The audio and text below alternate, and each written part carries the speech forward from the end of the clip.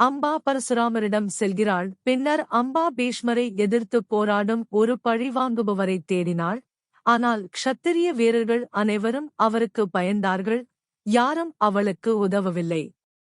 பின்னர் அம்பா பீஷ்மரின் குருவாக இருந்த பிராமண வீரரான பரசுராமரிடம் சென்றார். பீஷ்மர் உங்களுக்குச் செய்தது தவறு. பரசுராமர் அம்பை நோக்கிச் சென்றார். உங்களுக்காக நான் அவருடன் சண்டையிட ஒப்புக்கொள்கிறேன். பரசுராமர் பீஷ்மருக்கு சவால் விடுத்தார். பீஷ்மர் தயக்கத்துடன் தனது குருவுடன் சண்டையிட ஒப்புக்கொண்டார். அவர்கள் பல நாட்கள் சண்டையிட்டனர். பரசுராமருக்கு ஆச்சரியமாக அவரால் தனது முன்னாள் சீடரை வெல்ல முடியவில்லை. பீஷ்மர் இறக்க விரும்பாவிட்டால் யாராலும் அவரைக் கொல்ல முடியாது. பரசுராமர் அம்பாவிடம் கூறினார். அவரை தோற்கடிக்க வழி இல்லையூ.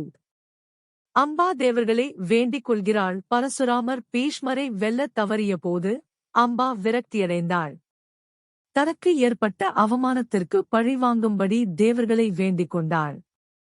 அவள் ஒரு உயரமான மலையின் உச்சியில் ஒரு காலில் நின்று, வெப்பத்திலும் குளிரிலும் வெயிலிலும் பனியிலும் தெய்வங்கள் பதிலளிக்கும் வரை சாப்பிடவோ குடிக்கவோ இல்லை. ஆண்டுகள் கடந்துவிட்டன. இறுதியாக சிவன் தோன்றினார். நீ பீஷ்மரின் மரணத்தைக் கொண்டு வருவாய், ஆனால் இந்த பிறவியில் அல்ல என்று அவர் கூறினார். நீ உன் அடுத்த பிறவிக்காக காத்திருக்க வேண்டும். ஆனால் அம்பா காத்திருக்கவில்லை.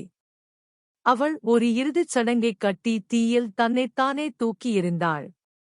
அவள் துருபத மன்னனின் மகளாகவும் பின்னர் மகனாகவும் சிகண்டினியாக மறுபிறவி எடுத்தாள். சித்ராங்கதன் திருமணமாகாமல் இறந்தான். ஒரு கந்தர்வன் அவனை சவால் விட்டு, என் பெயர் சித்ராங்கதன், நீ என் பெயரை பயன்படுத்துவதை நான் தடை செய்கிறேன் என்று கத்தினான். இல்லை என்று ராஜா பதிலளித்தான். நான் என்றென்றும் சித்ராங்கதன். பின்னர் அவர்கள் நாட்கள், வாரங்கள், மாதங்கள், வருடங்கள் கடுமையாக போராடினர். 3 ஆண்டுகளுக்குப் பிறகு கந்தர்வன் வெற்றி பெற்றான். தன் பெயரை விட்டுக் கொடுக்காத மன்னன் தன் உயிரைக் கொடுத்தான். விசித்திரவீரியன் திருமணமாகி இறந்தான், ஆனால் மகன்கள் இல்லாமல். அவன் ராஜாவான போது அவன் இன்னும் சிறுவனாக இருந்தான். பீஷ்மர் அவனுடைய ஆட்சியாளராக ஆட்சி செய்தார். நீ என் அரண்மனைக்குள் நுழையக்கூடாது.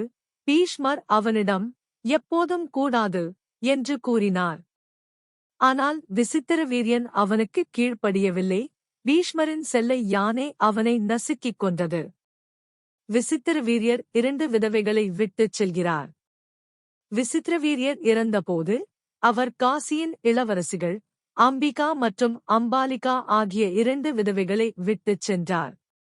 இருவரும் குழந்தை இல்லாதவர்கள். இப்போது ஹஸ்தினாபுரத்தின் ராஜா யார்? சத்யவதி புலம்பினாள். விரக்தியில் அவள் பீஷ்மரிடம் உதவி கேட்டாள். இறந்த ஒருவரின் சகோதரர் குடும்ப வம்சாவளியை தொடர்வது சட்டபூர்வமானது என்று அவள் அவனிடம் சொன்னாள். நீ அவருடைய ஒன்றுவிட்ட சகோதரர். நீங்கள் இளவரசிகளை மணக்க வேண்டும். நான் அதைச் செய்ய முடியாது என்பது உங்களுக்குத் தெரியும் என்று பீஷ்மர் பதிலளித்தார். உங்கள் தந்தை என்னை அனைத்து சந்ததிகளையும் துறக்க கட்டாயப்படுத்தினார். பின்னர் சத்தியவதி பீஷ்மரை முற்றிலும் ஆச்சரியப்படுத்தும் ஒரு விஷயத்தைச் சொன்னார். அப்படியானால் நான் என் மகனை வரவழைக்க வேண்டும்.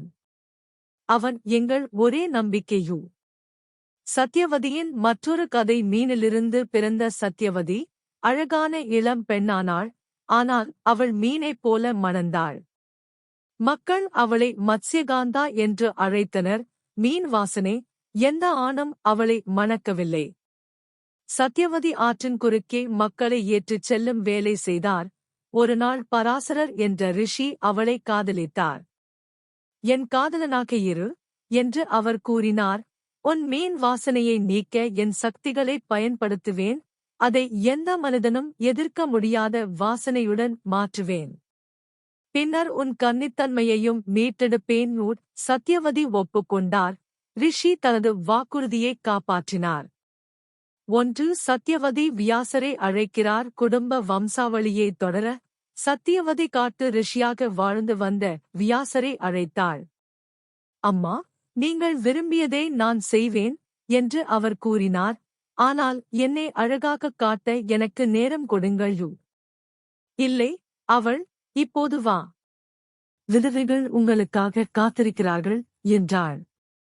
வியாசர் அம்பிகையிடம் சென்றார். அவரது தோற்றத்தால் பயந்து அவள் கண்களை மூடிக்கொண்டாள்.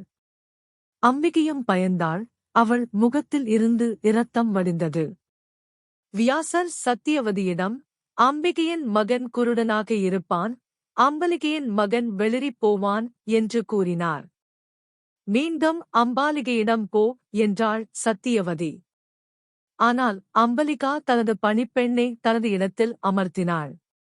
அவள் வியாசரை மகிழ்ச்சியுடன் வரவேற்றாள், பயம் காட்டவில்லை. வியாசர் சொன்னது எல்லாம் உண்மையாகிவிட்டது. அம்பிகையின் மகன் குருடனாகப் பிறந்தான். அவனுக்கு திருதராஷ்டிரன் என்று பெயரிட்டார்கள், அதாவது ராஜ்யத்தை ஆள்பவன். அம்பலிகையின் மகன் வெளிறியவன். அவனுக்கு பாண்டி என்று பெயரிட்டார்கள், அதாவது வெளிர்.